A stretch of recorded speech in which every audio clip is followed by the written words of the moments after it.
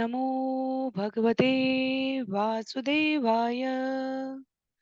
ओम नमो भगवते वासुदेवाय। ओम नमो भगवते वासुदेवाय। हरे कृष्णा। सभी भक्तों को सादर प्रणाम। श्रीमद् भागवतम महापुराण सत्रों की इन श्रृंखला में सभी भक्तों का स्वागत है। हम सभी आज यहाँ पर सत्र 388 388 में 18,000 श्लोकों वाले श्रीमद् भागवतम महापुराण को अंतर्राष्ट्रीय कृष्ण भावनामृत संघ के संस्थापक आचार्य कृष्ण कृपा मूर्ति श्री श्रीमद् अभय चरणारविंद भक्ति वेदांत स्वामी श्रील प्रभुपाद के द्वारा लिखित पुस्तकों के मार्गदर्शन में श्रवण और पठन करने का प्रयत्न करें। जैसा कि सत्रों का प्रारूप है, वर्तमान विषय वस्तु का संक्षिप्त अवलोकन, तत्पश्चात मंगलाचरण और उसके बाद एक एक श्लोक का वाचन, अनुवाद और श्रील प्रभुपाद के तात्पर्य के प्रकाश में ग्राह्य बिंदुओं को भक्तों के संग हम सभी यहाँ पर मनन करते हुए व्यवहार में लाने के लिए प्रयत्नशील होते हैं। जिनके पास पुस्तक है, मेरा सदैव की तरह अनुरोध रहेगा, आप पुस्तकों का प्रयोग करेंगे। अन्य सभी की सुविधा के लिए स्क्रीन पर श्लोक प्रस्तुत किए जाएंगे। आज सत्र 388 में हम सभी यहाँ पर स्कंद 7 अध्याय 12 जिसका नाम है, जैसे हमने अध्याय 11 में देखा था चतुर्वर्ण के बारे में, यहाँ हम लोग देखेंगे आदर्श समाज में 4 आश्रम कौन से हैं, वर्ण और आश्रम जिनका हम लोग सामान्यतया प्रयोग करते हैं। तो वो 4 कौन से आश्रमों के बारे में नारद मुनि व्याख्यान करेंगे, उसको हम सभी यहाँ पर श्रवण करेंगे। यदि हमें स्मरण हो, पहले करीब करीब 10 अध्याय इस स्कंद के हिरण्यकशिपु और प्रहलाद महाराज के संबंध में थे, और उसके पश्चात युधिष्ठिर महाराज द्वारा पूछे जाने पर नारद मुनि समाज संबंधी स्वस्थ, आदर्श और व्यवहारिक समाज संबंधी प्रश्नों का उत्तर दे रहे हैं। तो अध्याय 12 जिसका नाम है पूर्ण समाज, 4 आध्यात्मिक वर्ग, इसमें 31 श्लोक हैं और हम सभी क्रमबद्ध तरीके से इसको श्रवण करने का प्रयत्न करेंगे। आरंभ करते हैं मंगलाचरण से। नारायणं नमस्कृत्य नरं चैव नरोत्तमं देवीं सरस्वतीं व्यासं ततो जयम् उदीरयेत्। शृण्वतां स्वकथा कृष्ण पुण्यश्रवणकीर्तन यद्यन्तस्थो यभद्राणि विधुनोति सुयत्स्यताम्। नष्टप्रायेषु भद्रेषु नित्यं भागवत सेवया भगवत्युत्तमश्लोके भक्तिर्भवति नैष्ठिकी। ॐ अज्ञानतिमिरान्धस्य ज्ञानाञ्जनशलाकया चक्षुन्मीलितं येन तस्मै श्रीगुरुवे नमः। मूकं करोति वाचालं पङ्गुं लङ्घयते गिरिं यत्कृपातमहं वन्दे परमानन्दमाधवं। वाञ्छाकल्पतरुभ्यश्च कृपा सिन्धुभ्य एव च पतितानां पावनेभ्यो वैष्णवेभ्यो नमो नमः। जय श्री कृष्ण चैतन्य प्रभो नित्यानंद श्री अद्वैत गदाधर श्रीवासादि गौर भक्त वृंद। हरे कृष्णा कृष्ण कृष्णा हरे हरे, हरे राम राम राम हरे हरे। हरे कृष्णा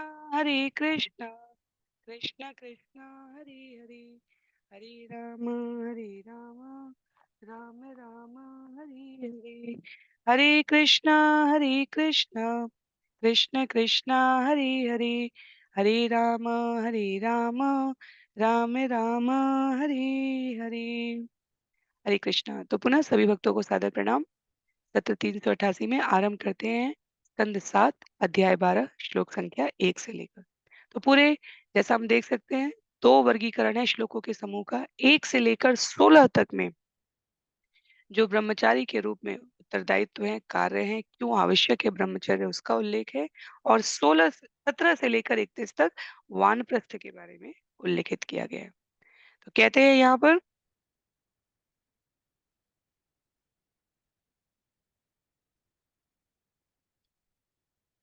श्रीनारद उवाच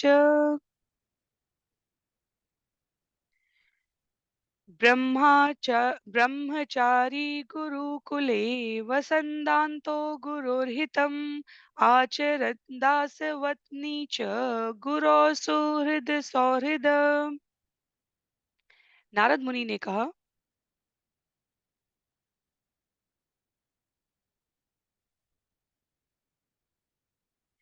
विद्यार्थी को चाहिए कि वह अपनी इंद्रियों पर पूर्ण संयम रखने का अभ्यास करे। उसे विनीत होना चाहिए और गुरु के साथ दृढ़ मित्रता की प्रवृत्ति रखनी चाहिए। ब्रह्मचारी को चाहिए कि वह महान व्रत लेकर गुरुकुल में केवल अपने गुरु के लाभ ही रहे। तो पहला जीवन का जो क्रम आरंभ होता है हमारे इन 4 आश्रमों के संदर्भ में, वो आरंभ होता है जहाँ समाज को शिक्षित प्रशिक्षित करने वाले गुरु वृंद के समूह में विनीत भाव को, सेवा और समर्पण को विकसित करने के लिए, पुष्पित पल्लवित करने के लिए गृहस्थियों द्वारा अपनी संतान को सम्यक रूप से इंद्रियों को पूर्ण संयम रखने के अभ्यास के लिए गुरुकुल में भेजा जाए। तो महत्व की बात यहाँ पर यह है कि विद्या और शिक्षा की पद्धति अनादिकाल से चली आ रही है। उसकी व्यवस्था के बदले हुए क्रम से समाज की व्यवस्था बदल जाती है। शिक्षा का अर्थ वर्तमान में भौतिक संसाधनों की उपलब्धता के माप के संदर्भ में किया जा रहा है। शिक्षा का उद्देश्य स्वयं को आध्यात्मिक गुणों से सिंचित करके तब समाज में प्रवेश करने के अर्थ में सदैव से शास्त्रों में उल्लिखित रहा है। तो नारद मुनि यहाँ पर कहते हैं, ऐसा महान व्रत लेकर गुरुकुल में केवल अपने गुरु के लाभ से रहे, तब समाज में परोपकार, परमार्थ, लोभ और हिंसा की वृत्ति से परे सर्वजन हिताय सर्वजन सुखाय के भाव को ग्रहण करने योग्य मानसिक क्षमता का, शारीरिक दक्षता का विकास हो पाता है। श्लोक संख्या 2 में कहते हैं, सायं प्रातः उपासीत गुरु अग्नि अर्क सुरोत्तमान संधये उभे च यत् वाक जपन ब्रह्म समाहित। तो कैसी होती है वो शिक्षा पद्धति? दिन तथा रात्रि के संधि काल में अर्थात प्रातः काल तथा संध्या समय उसे गुरु, अग्नि, सूर्यदेव तथा भगवान विष्णु के विचारों में लीन रहना चाहिए और गायत्री मंत्र को जपते हुए उनकी पूजा करनी चाहिए। तो हमारे जो षोडश संस्कार आते हैं उसमें गुरुकुल जाने का संस्कार, विद्या आरंभ करने का संस्कार उस क्रम में आता है। तो जिन चारों आश्रमों के सामान्य वर्णन के साथ विशेष रूप से ब्रह्मचर्य और वानप्रस्थ का उल्लेख नारद मुनि यहाँ करना चाह रहे हैं, वो इस संदर्भ में महत्व का है कि जब हमने 4 वर्ण समझ लिए हैं, तो अब 4 आश्रमों में आध्यात्मिक उन्नति की अवस्था क्या होती है? जैसे कल मुझे स्मरण है पिछले सत्र में प्रश्न था कि यदि शिक्षक और वैज्ञानिक, जिन्हें हम आज के संदर्भ में ब्राह्मण कह रहे हैं क्योंकि वो शिक्षा के नीति निर्देशक तत्वों के आदान-प्रदान में सहयोग कर रहे हैं, वो वेतन भोगी हो जाएँ और परमात्मा को ना मानने वाले हों, तो उन्हें किस वर्ग में रखा जाएगा? तो किसी भी वर्ग में आप अपने गुण, कर्म और स्वभाव से यदि आप परमात्मा के प्रति श्रद्धा नहीं रखते हैं, तो आप आस्तिक वर्ग में तो बिल्कुल भी नहीं कहे जा सकते। तो संक्षेप में समझने का आशय ये है कि जब वर्तमान व्यावसायिक वृत्तियों से शास्त्र में वर्णित ब्राह्मण, क्षत्रिय, वैश्य, शूद्र का वर्गीकरण किया जा रहा है, तो वो कार्य और व्यवहार वृत्ति समझने के लिए। अंतिम उद्देश्य सभी का स्वयं को भगवत भक्त बनाने से है और गृहस्थ के क्रम में अपने आप को अन्य आश्रमों में दक्ष करने के लिए सबसे पहला जो क्रम आरंभ होता है, वो गुरु के संरक्षण में रहकर ब्रह्मचर्य जीवन से आरंभ होता है। तो वहाँ पर सुबह और शाम किस प्रकार के व्यवहार करने चाहिए, बिना किसी अतिरिक्त तात्पर्य के सरल विषय है, इसलिए यहाँ पर श्रील प्रभुपाद अनुवाद के माध्यम से ही विषय को स्पष्ट कर रहे हैं। तो भगवान के विचार में मग्न रहते हुए गुरु की सेवा में, गुरु के लाभ के लिए जीवन यापन होना चाहिए। श्लोक संख्या 3 में छन्दांस्यधीयत गुरु आहूत चेत सुयंत्रित उपक्रमे अवसाने च चरणों शीर्षा नमेत। गुरु द्वारा बताए जाने पर विद्यार्थी को चाहिए कि वह उनसे नियम पूर्वक वैदिक मंत्रों का अध्ययन करे। शिष्य को प्रतिदिन अपना अध्ययन प्रारंभ करने के पूर्व तथा अध्ययन के अंत में अपने गुरु को सादर नमस्कार करना चाहिए। नमस्कार से जीवन में विनम्रता आती है, जीवन में सज्जनों की कृपा प्राप्त होती है, नमस्कार से भगवान प्रसन्न होते हैं। हमारे सभी मंगलाचरण में, सभी प्रकार की आरंभिक गतिविधियों में सबसे पहले नमस्कार की पद्धति है। नारायणं नमस्कृत्य नरम चैव नरोत्तमम। तो वहां पर सभी को नमस्कार किया जा रहा है। श्री भगवान नारायण को, नरोत्तम नर नारायण ऋषि को, विद्या की देवी सरस्वती को, ग्रंथकार शिल व्यासदेव को। नमः ओम विष्णुपादाय कृष्ण पृष्ठाय भूतले श्रीमते भक्ति वेदांत स्वामिन इति नामिने। तो गुरु शिष्य परंपरा में जो हमसे पूर्ववर्ती, जो हमारे गुरु हैं, उन गुरु के जो गुरु हैं, उन गुरु के जो गुरु है, गुरु शिष्य परंपरा के इस क्रम में जाते हुए भगवान स्वीकार करते हैं। इसलिए आचार्यों को नमस्कार करने का, नमस्कार की एक अपनी विधि है। हमारे षट गोस्वामी 1000 की संख्या में प्रतिदिन नमस्कार करते थे विग्रह को। तो नमस्कार हमारे जीवन में सेवा और समर्पण का, ग्राह्य मूल्यों को स्वीकार करने का भाव प्रदीप्त करता है। और इसलिए यहाँ पर कहते हैं दीक्षा ग्रहण करने से पूर्व और पश्चात, अध्ययन के पूर्व और पश्चात हमें नमस्कार करना चाहिए।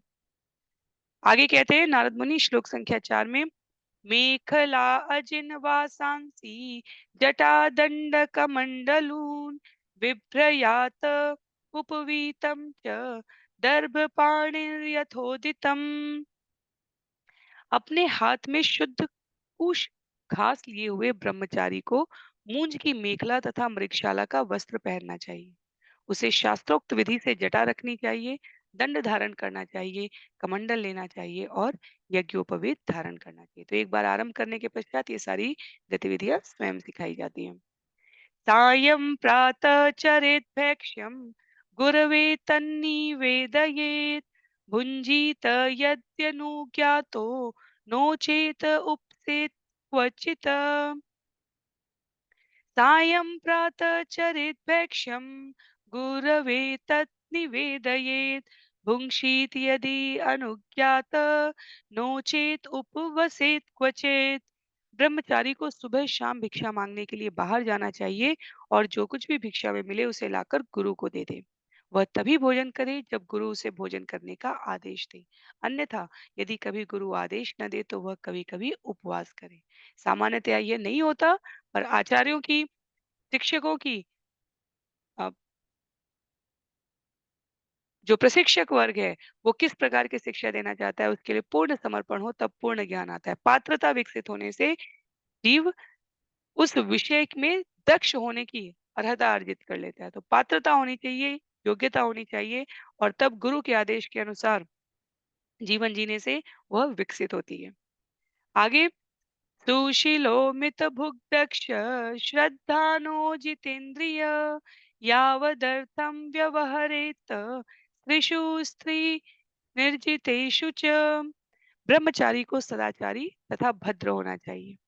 उसे न तो आवश्यकता से अधिक चाहिए, न एकत्र, आवश्यकता से अधिक खाना चाहिए, न एकत्र करना चाहिए। उसे सदैव क्रियाशील तथा पटु होना चाहिए और गुरु तथा शास्त्रों के आदेश में पूर्ण विश्वास रखना चाहिए। उसे अपनी इंद्रियों पर पूर्ण संयम रखते हुए स्त्रियों से या स्त्रियों के वशीभूत पुरुषों से उतनी ही संगति करनी चाहिए जितनी की आवश्यक हो। तो ब्रह्मचर्य जीवन में किसी भी प्रकार की इंद्रिय भोग प्रवृत्ति से सभी अर्थ में हमें अपने आप को नारद मुनि कहते हैं कि जीव के रूप में जो जीवन के आरंभिक वर्ष हैं उसमें हमें अपने आप को सतर्क जीवन जीना चाहिए। हमारा संपर्क बाह्य, इसीलिए विद्यार्थी को जिस अर्थ में कहा जाता है वर्तमान में भी कि बाह्य प्रकार के आकर्षणों से, अभी तो अनेकों प्रकार के आकर्षण हैं और जब संचार माध्यम की इतनी उपलब्धता नहीं थी तब भी प्रत्यक्ष संसर्ग से अपने आप को निश्चित रूप से बचाने का प्रयत्न करना चाहिए, सतर्क रहना चाहिए। आगे श्लोक संख्या 7 में वर्जयेत् प्रमदागाथाम् अगृहस्थ बृहत्व्रत इन्द्रियाणि प्रमाथीनि हरन्ति अपि यते मन। ब्रह्मचारी या अगृहस्थ को स्त्रियों से बातें करने या उनके विषय में बातें करने से दृढ़ता पूर्वक बचना चाहिए क्योंकि इंद्रियां इतनी प्रबल होती हैं कि वे सन्यासी के मन को भी विचलित कर सकती हैं। तो अपने आप को स्त्रियों के लिए पुरुषों के संदर्भ में व्यवहारिकता में इन अर्थों को देखा जाए तो और पुरुष के लिए स्त्रियों के संबंध में अध्ययन जीवन काल में जब तक कि गृहस्थ की और पारिवारिक और व्यापारिक संबंधी जिम्मेदारियां आरंभ नहीं होती हैं तब तक भौतिक भोग के इस त्याग को सशक्तता पूर्वक पालन करने का प्रयत्न करना चाहिए। श्लोक संख्या 8 में केश प्रसाधन उन्मर्द स्नपन अभ्यंजनादिकम गुरु स्त्रीभिः युवतीभिः कारयेत न आत्मनो युवा। यदि गुरु पत्नी युवती हो तो युवा ब्रह्मचारी को चाहिए कि वह न तो उससे अपने बाल कटवाए, न शरीर में तेल मालिश करवाए और न उसे माता तुल्य प्यार से स्नान कराने दे। तो जब भी गुरुकुल की अवस्था और व्यवस्था की बात की जाती है तब अनेकों प्रकार के गुरुकुल हैं और वर्तमान में भी गुरुकुल की जो शिक्षा प्रणाली है, हम देखेंगे कि इन नियमों का वहाँ पर पालन करना चाहिए। तो गुरु पत्नी माँ के समान है। भगवद गीता अध्याय 1 में जब माताओं के 7 प्रकार की माताओं की तो उसमें गुरु पत्नी को माता के समान कहा गया है। पर ये सम्मान, संस्कार और उनकी आज्ञा पालन के संदर्भ में उनसे क्योंकि शिक्षार्थी को किसी से भी आवश्यकता से अधिक सेवा नहीं लेनी चाहिए। तो उस कठोर नियम का पालन सभी प्रकार से किया जाना चाहिए। आगे श्लोक संख्या 9 में कहते हैं नन्वग्निप्रमदानाम घृतकुम्भसमपुमान् सुतामपि रहो जह्यात् अन्यदा यावद् अर्थकृत। स्त्री अग्नि के तुल्य है और पुरुष घी के घड़े के समान होता है। अतएव पुरुष को चाहिए कि अपनी पुत्री के साथ भी एकांत में न रहे। इस प्रकार उसे अन्य स्त्रियों की संगति से बचना चाहिए। स्त्रियों से आवश्यक कार्य के लिए ही मिलना चाहिए, अन्यथा नहीं। तो जैसे स्त्रियों के लिए पिछले अध्याय में नियम नियम निर्देश तत्व वर्णित किए गए थे वैसे ही ब्रह्मचर्य के जीवन में क्योंकि गुरुकुल की शिक्षा पद्धति जिस समय काल और व्यवहार के संदर्भ में नारद मुनि यहाँ पर उल्लेखित कर रहे हैं वहां कन्याओं के लिए अलग से गुरुकुल स्थापित करने की आवश्यकता नहीं थी। ऐसा नहीं था कि कन्याओं का गुरुकुल नहीं है, अभी भी है। वृंदावन में तिरुपति में अनेकों स्थानों पर कन्याओं का भी गुरुकुल है। पर व्यवहार पूर्ण नियम जो यहाँ पर वर्जना युक्त निषेध युक्त कार्य है वो वास्तव में बाल्य अवस्था से पुरुषों के लिए बताए जा रहे हैं। तो ऐसा नहीं है कि इसमें किसी भी प्रकार से पुनः स्त्रियों को तिरस्कृत किया जा रहा है या किसी भी अर्थ में पुरुष के लिए अधिक कठोर वर्जनाएं लगाई जा रही हैं।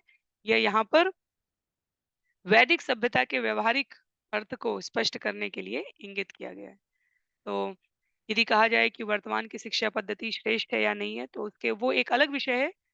पर संस्कार और किस जीवन की अवस्था में किस विषय पर अधिक महत्व दिया जाना चाहिए उस अर्थ में किसी भी प्रकार के बाह्य आकर्षण से स्वयं को संरक्षित किया जा सके इसलिए यहाँ पर इनका उल्लेख है। तो व्यवहार और नियम श्रील प्रभुपाद कहते हैं देश काल परिस्थिति के अनुसार संशोधित होते आए हैं, पर जो विषय का भाव है, मूल है, वो ये कि शिक्षा का जीवन काल अत्यंत संयमित, मर्यादित खाने, सोने, पहनने, संपर्क रखने, किन विषयों पर ध्यान केंद्रित करने के अर्थ में सतर्कता पूर्वक पालन करना चाहिए, उस अर्थ में। श्लोक संख्या 10 में कल्पयित्वात्मना यावत् आभासम इदमीश्वर द्वैतम तावत् न विरमेत तत्त ही यस्य विपर्यय। जब तक जीव पूर्ण रूपेण स्वरूप सिद्ध नहीं है, जब तक वह देहात्म बुद्धि की भ्रांत धारणा से मुक्त नहीं हो लेता, जो कि मूल शरीर तथा इंद्रियों का प्रतिबिंब मात्र है, तब तक वह उस द्वैत भाव से छुटकारा नहीं पा सकता जो स्त्री तथा पुरुष के मध्य द्वैत का सूचक है। इस तरह इसकी हर संभावना बनी रहती है कि वह नीचे गिर जाए, क्योंकि उसकी बुद्धि मोहित होती है। तो हर कार्य एक समय काल पर, एक निश्चित अवस्था पर शोभित होते हैं, और इस अर्थ में यहाँ पर कहा गया है कि देहात्म बुद्धि शरीर का और आत्मा का परमात्मा से वास्तविक संबंध क्या है, इसको जीवन के आरंभिक स्तर पर ही जब हम दक्ष गुरुओं के मार्गदर्शन में ज्ञान प्राप्त करके स्वरूप सिद्ध अपने जीवन के अर्थ को समझ जाते हैं, तब उसके पश्चात हम अगले आश्रम, अगले वर्ग में जाते हैं, तो हमारी इंद्रियां आवश्यकता अनुसार संयमित रूप से भोग करती हैं, और ना कि केवल काम वासना तृप्ति इसमें अपने आप को संलग्न करती हैं। तो ये सरल श्लोक हैं, ये इनमें से जितने आवश्यक है वास्तव में श्रील प्रभुपाद की शिक्षाओं में, 4 नियमों में, शास्त्रों के अध्ययन में, भक्तों के संग व्यवहार करने में, ये सभी स्वाभाविक रूप से पालन में आ जाते हैं। श्लोक संख्या 11 में एतत् सर्वं गृहस्थस्य समाम्नातं यतेऽपि गुरुवृत्ति विकल्पेन गृहस्थस्य तु गामिनः। सारे नियम तथा विधान गृहस्थ तथा सन्यासी दोनों पर समान रूप से लागू होते हैं, किंतु गृहस्थ को उपयुक्त अवसर पर प्रजनन के लिए, मैथुन करने के लिए गुरु अनुमति प्रदान करता है। तो ब्रह्मचर्य जीवन से आरंभिक अवस्था से शिक्षा के अध्ययन के समय आरंभ हुआ जो ज्ञान है, जो प्रशिक्षण है,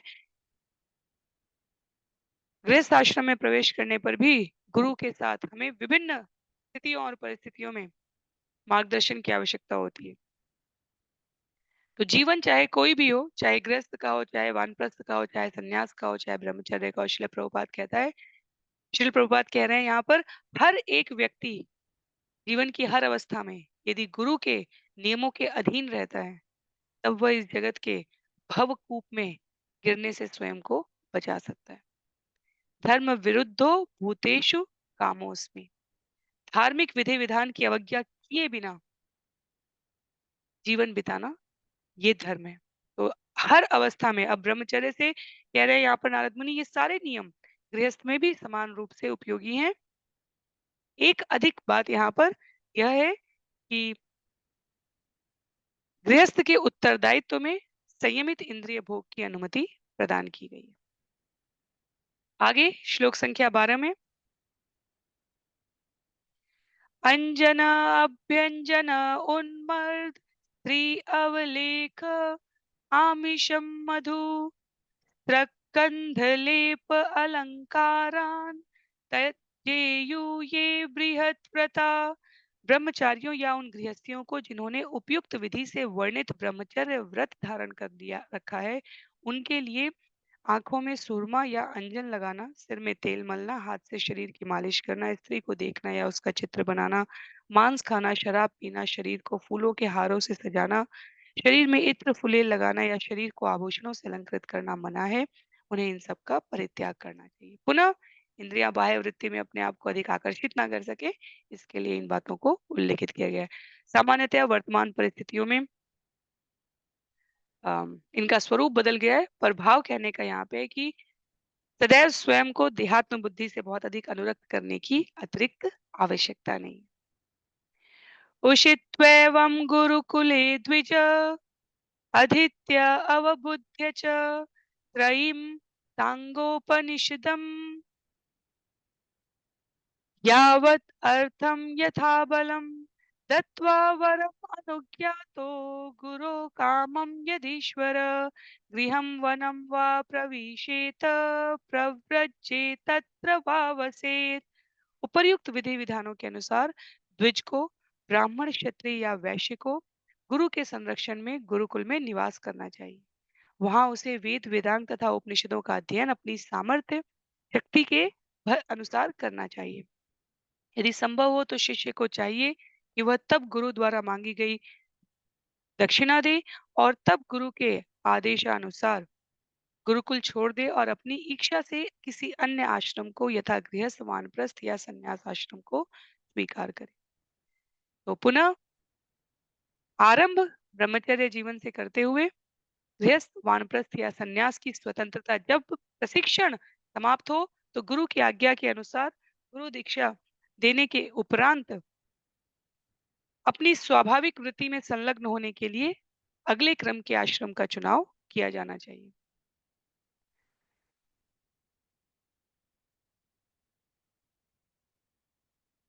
श्रील प्रभुपाद, क्योंकि यहाँ पर ब्राह्मण, क्षत्रिय और वैश्य की बात की गई है, श्रील प्रभुपाद स्पष्ट करते हैं तात्पर्य में, कलयुग में एक तरह से प्रत्येक व्यक्ति शूद्र है और कोई भी द्विज नहीं है, क्योंकि जन्मना श्रेष्ठता की बात तो वैसे भी शास्त्र में नहीं की गई है और गुण, कर्म और स्वभाव से सभी को प्रयत्न करना होता है। इसलिए प्रत्येक व्यक्ति को प्रशिक्षण प्राप्त करना चाहिए।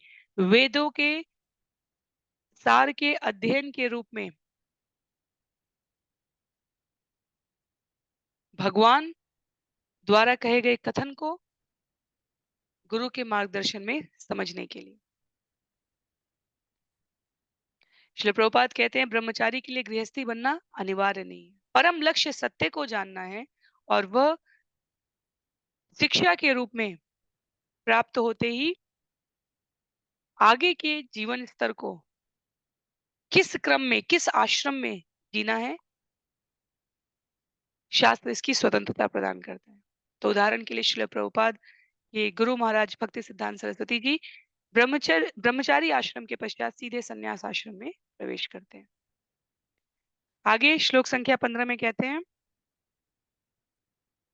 अग्नो गुरा आत्मनि च सर्वभूतेषु अधोक्षजं भूते स्वधामभिपश्येत् प्रविष्टं प्रविष्टवत्। मनुष्य को इसकी अनुभूति करनी चाहिए कि भगवान विष्णु एक ही साथ अग्नि, गुरु, आत्मा तथा समस्त जीवों में सभी परिस्थितियों में प्रविष्ट हैं और नहीं भी हैं। वे प्रत्येक वस्तु के पूर्ण नियामक के रूप में बाह्य तथा आंतरिक रूप से स्थित है। तो भगवान की बहिरंगा शक्ति के रूप में भगवान अप्रत्यक्ष रूप से सृष्टि के भौतिक जगत के इस कण कण में है। प्रत्यक्ष रूप में अंतरंगा शक्ति के साथ वो आध्यात्मिक जगत में सदैव लीला धाम में प्रवेश किए हैं। तो भगवान की सर्वव्यापकता की अनुभूति के लिए किसी आश्रम विशेष की आवश्यकता से अधिक वेदों के सार के अध्ययन को ग्रहण कर व्यवहार में लाना है। पुनः एक बार, भगवान की सर्वव्यापकता की अनुभूति के लिए प्रत्येक आश्रम में प्रवेश करने की आवश्यकता नहीं है। ज्ञान मूल स्रोत से प्राप्त करने के उपरांत यह समझ लेने के पश्चात कि प्रत्येक जीव के हृदय में तथा परमाणु तक के भीतर में भगवान स्थित है। हमें पता है क्षीरोदक्षाई विष्णु के रूप में कण कण में व्याप्त है भगवान। इस स्थिति को समझने के पश्चात अपने आप को भगवत भक्ति में अग्रसरित करने के लिए जो आवश्यक साधन उपस्थित होने चाहिए उनको अर्जित करके व्यवहार किया जा सकता है। तो इस प्रकार ब्रह्मचारी जीवन के बारे में यहाँ पर बताते हुए श्लोक संख्या 16 से कहते हैं, एवं विधो ब्रह्मचारी वानप्रस्थो यतिर्गृही चरन् विदित विज्ञान परम ब्रह्माधिगच्छति इस प्रकार से अभ्यास करते हुए चाहे कोई ब्रह्मचारी आश्रम में हो, गृहस्थ आश्रम में हो अथवा वानप्रस्थ या संन्यास आश्रम में हो, उसे परम सत्य की सर्वव्यापकता की सदैव अनुभूति होनी चाहिए, क्योंकि इस विधि से ब्रह्म को समझा जा सकता है। पुनः आश्रम की अनिवार्यता भगवान के साथ अपने संबंध को जागृत करने के लिए और एक बार उसको ज्ञात होने के पश्चात व्यवहार में पालन करने की अनिवार्यता है। वानप्रस्थस्य वक्ष्यामि नियमान् मुनिसम्मतान् यानास्थाय मुनिर्कक्षे ऋषि लोकमुहांजसा। हे राजा, अब मैं वानप्रस्थ की योग्यताओं का वर्णन करूंगा, जो कि पारिवारिक जीवन से विरक्ति है। वानप्रस्थ के विधि विधानों का कठोरता से पालन करते हुए वह महर्लोक नामक उच्चतर लोक को सरलता से भेजा जा सकता है। तो नारद मुनि को ज्ञात है कि पांडव सभी गृहस्थ आश्रम में प्रविष्ट कर चुके थे और जहां से उनको समझने की अनिवार्यता है, वहां विषय वस्तु वानप्रस्थ की क्या आवश्यकता है उस अर्थ में यहाँ स्पष्ट की जा रही है। न कृष्ट पच्यम अश्नीयात अकृष्टम चापि कालत अकालत अग्निपक्वम अथामामम वा अर्क पक्वम उताहरेत। वानप्रस्थ आश्रम में रहने वाले व्यक्ति को जुती हुई जमीन में उगा अन्न नहीं खाना चाहिए। उसे बिना जुती जमीन में उगे उन अन्नों को भी नहीं खाना चाहिए जो पूरी तरह पके न हो। न ही वानप्रस्थ को अग्नि में पका हुआ अन्न खाना चाहिए। निसंदेह उसे सूर्य प्रकाश में पके फल ही खाना चाहिए। तो व्यवहारिकता को देखते हुए श्रील प्रभुपाद अनेक स्थान पर उल्लेखित करते हैं। वर्तमान की वानप्रस्थ की अवस्था अपने आप को अधिकाधिक रूप से हरि नाम में, हरि कथा में, हरि लीला में और हरि सेवा में संलग्न करने की है। सूर्य प्रकाश में पके फल खाने का अर्थ है कि कम से कम, जैसे व्रत और अनुष्ठान होते हैं कि हम कम से कम अपने इंद्रिय भोग तुष्टि में रहें, इसलिए भोजन की आवश्यकता, इसलिए अन्य प्रकार की क्रियाओं की आवश्यकताओं को उस दिन उतनी प्रमुखता नहीं दी जाती है। तो सूर्य प्रकाश का अर्थ हुआ कि किसी भी प्रकार के अतिरिक्त श्रम की विधा को ना अपनाए वानप्रस्थ में रहने वाला। कहते हैं वन्ये चरु पुरोडाशान निर्वपेत काल चोदितान लब्धे नवे नवीन्याद्ये पुराणम च परित्यजेत। वानप्रस्थ को चाहिए कि जंगल में अपने आप उगे फलों तथा अन्नों से पुरोडाश को यज्ञ में डालने के लिए तैयार रहे। जब उसे थोड़ा सा नया अन्न प्राप्त हो जाए तो वह अन्न के पुराने संग्रह को त्याग दे। तो ये वेदों में वर्णित ज्ञान आचार्यों द्वारा संश्लेषित करके, परिष्कृत करके व्यावहारिक रूप से हमारे लिए प्रस्तुत किया जाता है, जब जिस काल में जैसी आवश्यकता हो। इसलिए श्रील प्रभुपाद यहाँ अतिरिक्त तात्पर्य में अ, किसी भी प्रकार का समय निवेश नहीं कर रहे हैं, क्योंकि व्यावहारिक कलयुग के लिए जो व्यावहारिकता है वो आगे उसको स्पष्ट करेंगे। पर यदि हमें वास्तव में समझना हो तो श्रवण करने के लिए ये विषय यहाँ पर प्रस्तुत किए गए हैं। वास्तव में ये समझना हो कि शास्त्रों में वानप्रस्थ का वास्तविक अर्थ क्या लिखा हुआ था, तो उसे यहाँ पर हम श्रवण कर सकते हैं। अग्न्यर्थमेव शरणम कुटजम वाद्रिकंदरम श्रयेत हिम वायव्यग्नि वर्षाकात पशाट स्वयं। वानप्रस्थ को चाहिए कि पवित्र अग्नि को रखने के लिए वह या तो फूस की झोपड़ी बनाए या केवल पर्वत की कंदरा में शरण ले, किंतु वह स्वयं हिमपात, प्रभंजन, अग्नि वर्षा तथा सूर्य के ताप को सहन करने का अभ्यास करे। केशरोमन केशरोमनखश्मश्रु मलानि जटिलो दधत् कमण्डलु अजिनेदण्ड वल्कल अग्नि परीक्षदान। वानप्रस्थ को चाहिए कि सिर पर जटा रखे और अपने सिर के शरीर के बाल, नाखून तथा मूछें बढ़ने दे। वह अपने शरीर की धूल साफ ना करे। वह कमंडल, मृगशाला तथा दंड रखे, पेड़ की छाल का आवरण पहने और अग्नि जैसे गेरुए रंग के वस्त्रों का प्रयोग करे। ना ही कलयुग में इसकी आवश्यकता है, ना ही कलयुग में इसकी प्राथमिकता है और ना ही कलयुग के लिए श्रील प्रभुपाद कहते हैं कि ये हमें उस क्रम का परिणाम देता है जैसा कि उद्देश्य है। तथापि शास्त्रों में क्या उल्लिखित है, कभी किसी समय काल में इसकी क्या उपयोगिता रही है, उसके लिए हम इसको श्रवण कर सकते हैं। चरेत्वने द्वादशाब्दान् अष्टौ वा चतुर्मुनि द्वावेकं वा यथा बुद्धि न विपद्येत कृष्णत। अत्यधिक विचारवान होने के कारण वानप्रस्थी को 12 वर्ष, 8 वर्ष, 4 वर्ष, 2 वर्ष या कम से कम 1 वर्ष तक जंगल में रहना चाहिए। उसे इस तरह व्यवहार करना चाहिए कि वह अत्यधिक तपस्या के कारण विचलित या त्रस्त न हो उठे। यदा कल्प स्वक्रियायां व्याधिभिर्जरयाथवा आन्वीक्षिक्यां वा विद्यायां कुर्यादनशनादिकम्। जब वह रोग या वृद्धावस्था के कारण आध्यात्मिक चेतना में प्रगति करने या वेदाध्ययन में अपने निमित्त कार्य करने में असमर्थ हो जाए, तब उसे अन्न न खाने के व्रत का अभ्यास करना चाहिए। आत्मनि अग्निन समारोप्य संन्यस्य अहं ममात्ममा आत्मनि अग्निं समारोप्य संन्यस्याहं ममात्मतां कारणेषु न्यसेत् सम्यक् संघातं तु यथार्हत।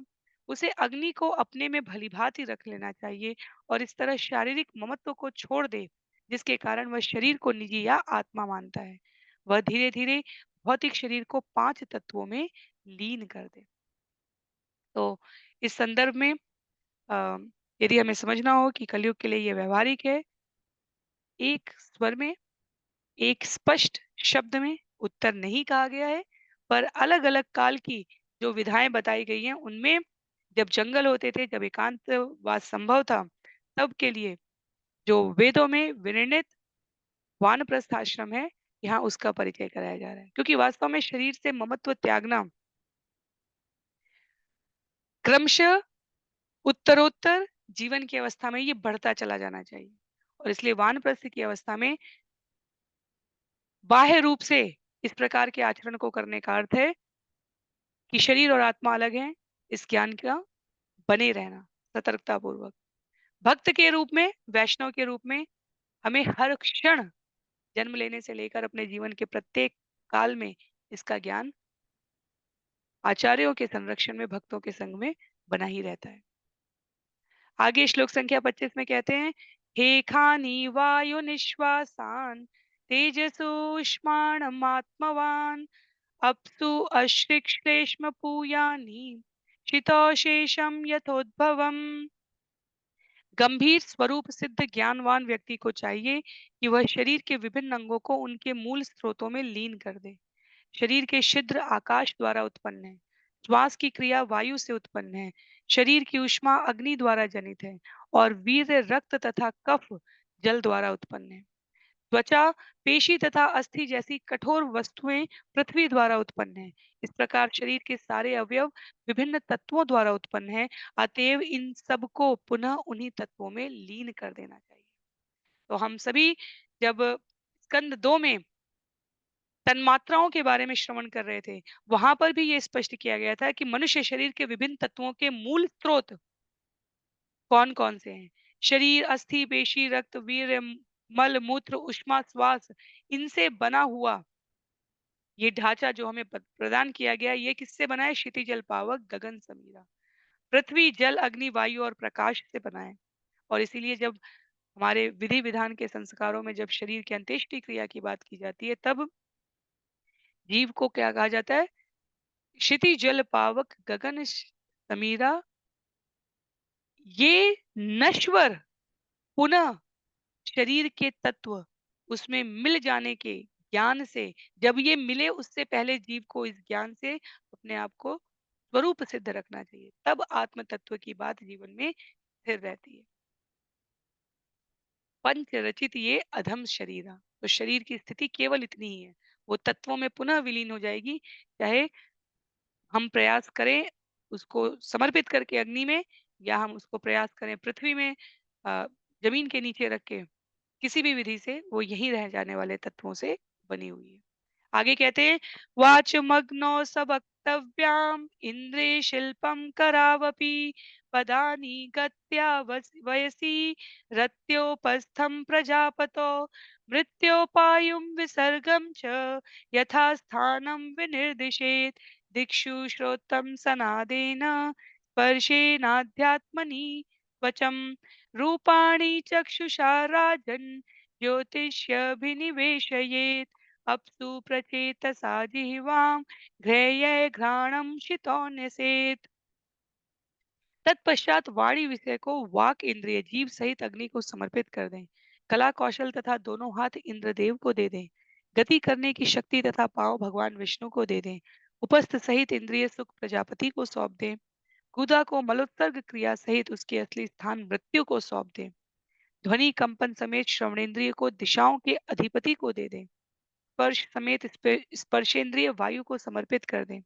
दृष्टि समेत रूप को सूर्य को सौंप दे।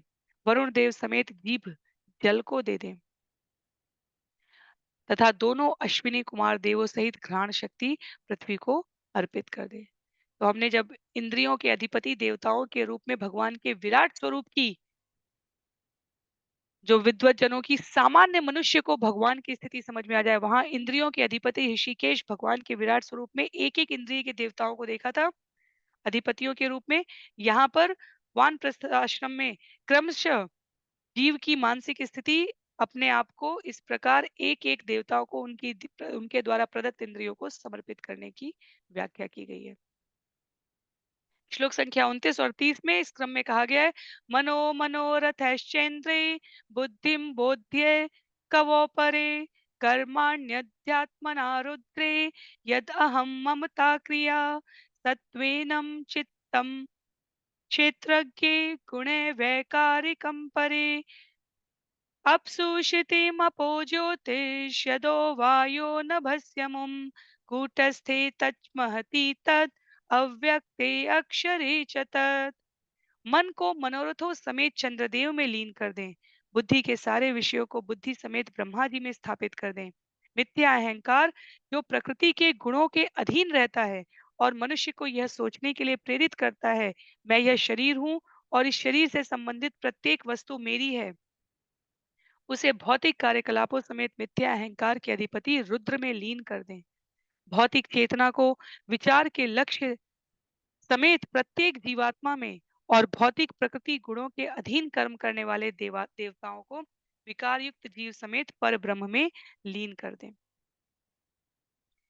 पृथ्वी को जल में, जल को सूर्य की ज्योति में, इसी ज्योति को वायु में, वायु को आकाश में, आकाश को मिथ्या अहंकार में, मिथ्या अहंकार को समस्त भौतिक शक्ति महत तत्व में और फिर इस महत तत्व को अप्रकट अवयवों में तथा इस अप्रकट अवयवों को परमात्मा में लीन कर दें। तो पहले स्कंद 2 में ब्रह्मा जी और नारद मुनि की वार्ता में, स्कंद 3 में मैत्रेय मुनि और विदुर की वार्ता में हमने देखा था एक एक इस रहस्य की परत को खोला गया था। यहाँ उस परत को समेटने की बात हो रही है। यहाँ जो सूक्ष्म शरीर है वो अपने मूल स्रोतों को पुनः दे देने की, त्याग करने की प्रवृत्ति विकसित हो उसके बारे में बताया गया है। तो श्रीमद् भागवतम में सामाजिक, राजनैतिक, आध्यात्मिक, भक्ति योग, वेद वेदांग कर्मकांड सबके सभी प्रकार की रुचियों के लिए पर मूल रूप से भक्ति के बारे में बताया गया। तो बीच बीच में ये विषय जब आते हैं तो श्रील प्रभुपाद कहते हैं अतिरिक्त समय न देते हुए भी हमारे लिए श्रवण करना आवश्यक है। जब हम केवल वेदों को पढ़ेंगे तो हम इस प्रकार की बातों को पढ़ेंगे जो इस अध्याय में लिखी गई हैं। अध्याय लगभग यहाँ पर समाप्त हो रहा है, लेकिन हमारे लिए समझने का विषय यहाँ पर ये है कि जब हम केवल शब्दों के क्रम में इस प्रकार श्लोकों और उसके अनुवाद को पढ़ेंगे तो वास्तव में हमें इससे व्यवहारिक ज्ञान नहीं प्राप्त होगा कि हम वर्तमान में कैसे जीवन यापन करें। वर्तमान में वानप्रस्थ आश्रम में इस प्रकार की वृत्ति करने के लिए हमें ना ही इस प्रकार का वातावरण मिलेगा, ना ही इस प्रकार की अवस्था और व्यवस्था मिलेगी। व्यवहारिकता कलयुग के लिए इसलिए संदर्भ में कही गई है अपने जीवन के प्रत्येक क्षण में हम अपने आप को शरीर से भिन्न आत्म तत्व में स्थित कर लें। अंततः परिणाम स्वरूप वेदों की भाषा में श्लोक संख्या 31 में कहा गया है, इति अक्षरतया आत्मानं चित्मात्रम् अवशेषितं ज्ञात्वा अद्वै अथ विरमे दग्ध योनि इवानल। जब इस तरह सारी भौतिक उपाधियां अपने अपने तत्वों में मिल जाएं, तो जीव अंततो गत्वा पूर्णतया आध्यात्मिक हो जाता है और गुण में पर ब्रह्म जैसा हो जाता है। इस संसार से वह उसी तरह अवकाश ले ले जिस प्रकार काठ के जल जाने पर उससे उठने वाली लपटें शांत हो जाती हैं। जब भौतिक शरीर विविध भौतिक तत्वों में लौट जाता है, तो केवल आध्यात्मिक जीव बचता है। यही ब्रह्म है और यह गुण में पर ब्रह्म के तुल्य कहा गया है। तो जिस ज्ञान योग की प्राप्ति के रूप में ब्रह्म तत्व की बात की जाती है, उसमें इस प्रकार के विवरण की आवश्यकता होती है समझने की। पर यदि हमने इन 31 श्लोकों को श्रवण किया और हमसे कहा जाए कि वर्तमान में हमारे लिए जो जीवन की विभिन्न अवस्था में हम में से कुछ शिक्षार्थी हैं, कुछ गृहस्थ में हैं, कुछ अवस्था आयु के अनुसार वानप्रस्थ आश्रम की अवस्था में है, वास्तव में इसमें व्यवहारिक क्या है? तो व्यवहारिक रूप से इस पूरे अध्याय के सार के रूप में श्रील प्रभुपाद ने आरंभिक क्रम में कहा है कि जीवन के किसी भी क्रम में ब्रह्मचर्य, गृहस्थ, वानप्रस्थ, संन्यास तो वैसे भी हमें सदैव आत्म तत्व की अनुभूति के लिए ही व्यतीत करने के लिए मिला है, पर शरीर संबंधित क्रियाओं को जीवन में उतनी ही वरीयता देनी है जितने से हम अपने आध्यात्मिक स्वरूप के बारे में सदैव सतत रहें, प्रयत्नशील रहें उसको प्राप्त करने के लिए, उससे जुड़े रहें और उसे बनाए रखने के लिए और अन्यों को उस स्वरूप का ज्ञान प्रदान करने के लिए प्रयत्नशील रहें। तो शरीर की, इंद्रियों की, सुखों की, भोगों की, संसाधनों की अनिवार्यता का केवल इतना ही अभिप्राय है। और यदि अ, ब्रह्म भूत अवस्था इस प्रकार ब्रह्म में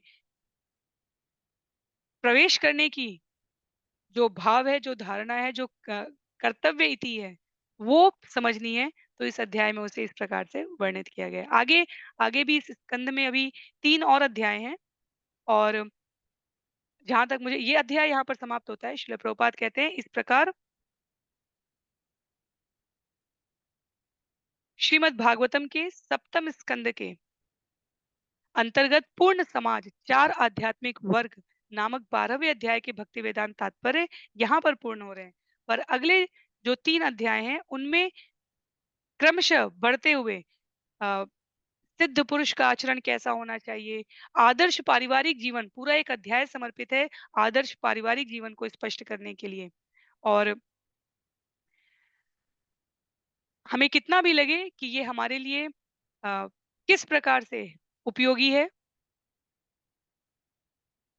क्या हम ग्रहण कर सकते हैं, श्रील प्रभुपाद उसे तात्पर्य में अपने गुरु शिष्य परंपरा के शिक्षा के मूल बिंदुओं को लाते हुए बहुत ही स्पष्ट तरीके से बताएंगे। तो हमें भ्रमित होने की यहाँ पर आवश्यकता नहीं है कि गृह ब्रह्मचर्य और वानप्रस्थ में से दोनों भी 2 प्रकार की गतिविधियां वर्तमान में अक्षरशः पालन नहीं हो रही है, तो क्या यह चिंता का विषय है? इसका उत्तर श्रील प्रभुपाद अभी आगे के अध्याय में तात्पर्य में स्पष्ट करते हुए कहेंगे। अब परेशान होने की, भ्रमित होने की या अधीर या निराश होने की आवश्यकता नहीं है।